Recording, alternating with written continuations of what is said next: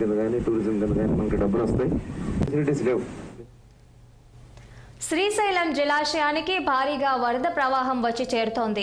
జలాశయానికి ప్రస్తుతం జూరాల నుంచి దాదాపు 3 లక్షల క్యూసెక్కులు, సుంకేష్ల నుంచి 1.40 లక్షల క్యూసెక్కుల నీరు వచ్చి చేరుతోంది.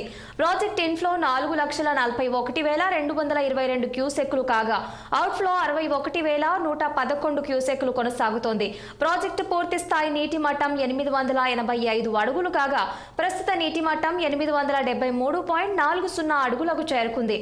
పూర్తి స్థాయి నీటి నిల్వ 215.8070 టీఎంసీలకు గాను ప్రస్తుతం 156.3860 టీఎంసీలుంది.